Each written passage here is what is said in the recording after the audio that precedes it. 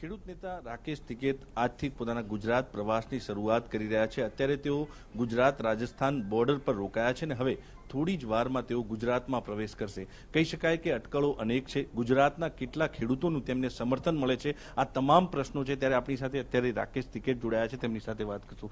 राकेश जी, जिस प्रकार से ये आंदोलन चल रहा है, परिणाम नहीं मिल रहा है, क्या कहेंगे? गुजरात से आज फिर आपकी किसानों से बात होगी, कौन से टॉपिक पर आप इससे खेडूत से संवाद करेंगे? खेडूत से संवाद ये करेंगे कि एमएसपी का एक बड़ा सवाल पूरे देश में है। जो फसलों पे सरकार ने रेट तय कर रखे हैं उस पे खरीदो, गारंटीड उस पे कानून बने, और जो 3 कानून ये लेकर आए हैं ये कानून वापसी हो, ये एक बड़ा सवाल है। दूध पे भी ये बाहर से दूध मंगा रहे, उस एग्रीमेंट पे समझौता कर रहे हैं। तो यहाँ का गुजरात और राजस्थान पे जहाँ पे ये बेल्ट है पूरी, दूध का बड़ा कारोबार है यहाँ का किसानों का, ये पूरा बर्बाद होगा, डेयरी सेक्टर बर्बाद होंगे। और अमूल जैसी डेयरीज ने ये कहा है कि हमें 10 से 17 रुपया अगर सरकार दे तो ये बाहर से समझौता कर ले, इतना इनका नुकसान होगा। इसका सीधा असर यहाँ के जो किसान हैं, जो भूमिहीन किसान हैं, जो दूध का काम करते हैं, उसके ऊपर पड़ेगा।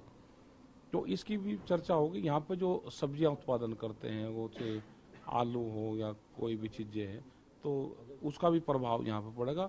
और 2 रुपये किलो से लगा के 1, 2 और 3 रुपये किलो आलू का रेट है। तो क्या इसमें कोई मुनाफा हो जाएगा किसानों को? आज से 3 महीने पहले जब व्यापारी के पास में आलू था तो 40 रुपये किलो था, आज किसान का आलू आया तो 3 रुपये किलो है, 2 रुपये किलो है। तो ये जो पॉलिसी है, ये क्या पॉलिसी है? तो ये समझना है हमको। ये नहीं चलेगा कि किसान के पास से फसलें गई तो सस्ते में जाएगी और जैसे ही गोदाम में चल जाएगी वो महंगी हो जाएगी।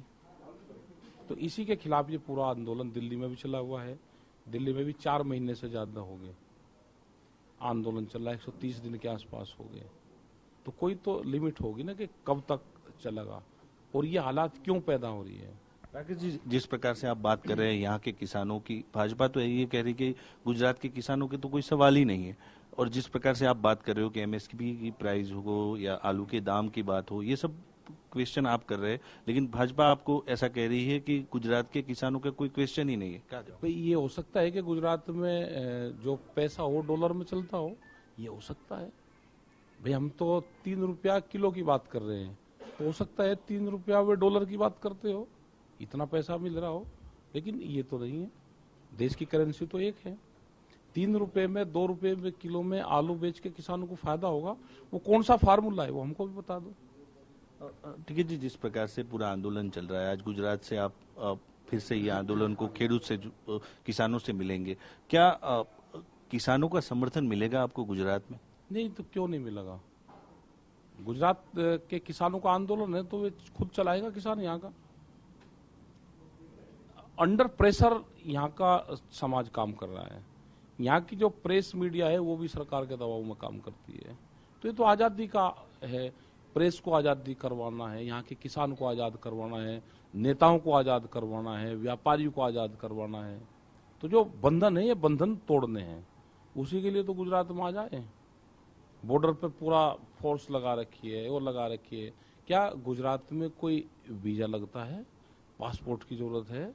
देश का एक हिस्सा है गुजरात, क्यों नहीं हमको गुजरात जाने देंगे? पुलिस क्यों रोकेगी हमको? आप माता के दरबार से आपका ये जो प्रारंभ है, यात्रा का प्रारंभ कर रहे हैं, लेकिन हो सकता है पुलिस आपको अरेस्ट भी करे। नहीं तो क्यों करेगी ना अरेस्ट? भाई, क्यों करेगी अरेस्ट हमको? वो तो सवाल जवाब पूछ जाएंगे ना उनसे, भाई हमको अरेस्ट क्यों करोगे, क्या रीजन है आपको अरेस्ट करने का? गुजरात, या तो ये कहोगे गुजरात पूर्ण रूप से भारत देश का हिस्सा नहीं है और यहाँ पे आप वीजा लेकर आओ, तो उसका ऑफिस बता दो कहाँ है। पासपोर्ट है हमारे पास में, उसको वही आप वीजा लगाओ। क्या यहाँ पे पूरा उसमें लॉकडाउन लग गया कि परमिट बनवा के गुजरात में जाना पड़ेगा?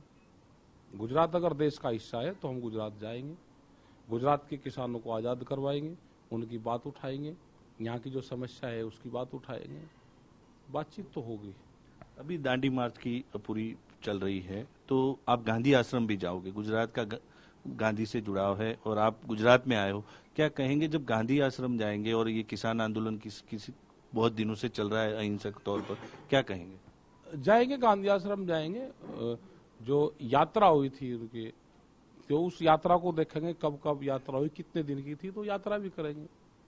सारी चीजें होंगी यहाँ पे। जो जो भी आंदोलन गुजरात से हुए हैं, वे आंदोलन गुजरात से ही होंगे। यहाँ पे स्टेडियम का भी नाम बदल दिया। सरदार वल्लभ भाई पटेल के नाम से स्टेडियम था, उसका नाम मोदी स्टेडियम हो गया। भाई नया स्ट्रक्चर आप बनाओ, उसके नाम से अपना नाम रखो। अब महापुरुषों के नाम की जो धरोहर थी, जो स्टेडियम थे, उनके नाम को आप बदल नहीं सकते, ये नहीं होगा। आप अभी थोड़ी देर में गुजरात की सीमा में प्रवेश करोगे। आप कह रहे गुजरात के किसानों के बहुत सारे क्वेश्चन भी हैं, लेकिन तो क्या संदेशा देना चाहेंगे जब गुजरात में आप आ रहे हैं? गुजरात में देखेंगे कि भाई आंदोलन करो, लड़ाई में शामिल हो। दिल्ली में जंग छिड़ी हुई है, वहां नहीं आ सकते तो नया मोर्चा गुजरात में खोल लो, गांधीनगर में खोल लो, उसके आसपास की जो सड़कें हैं उस पर खोल लो। और तीन ही चीज देश को बचा सकती है। अब बाहर की जो सीमाएं होंगी उस पर टैंक बचाएगा, हमारा जवान वहां पे है। अंदर ट्रैक्टर बचाएगा, वो जमीन में खेती भी करेगा और आंदोलन भी करेगा। और नौजवान को ट्विटर चलाना पड़ेगा, सोशल मीडिया का सहारा लेना पड़ेगा। तो टैंक, ट्रैक्टर और ट्विटर, ये तेकड़ी जब बन जाएगी तो ये देश बचेगा, नहीं तो देश नहीं बचता। તો આ હતા રાકેશ ટિકેત, જેમનું કહેવું છે કે હવે થોડી જ વારમાં તેઓ ગુજરાતમાં પ્રવેશ કરશે. ગુજરાતના ખેડૂતો ભલે દિલ્હી ન આવી શકતા હોય, પરંતુ તેઓ ગુજરાતમાં રહીને ખેડૂતો માટે આંદોલન કરે તે માટે તેઓનું આહવાન છે. કેમેરામેન દીપક સેન સાથે કુલદીપ પરમાર, TV9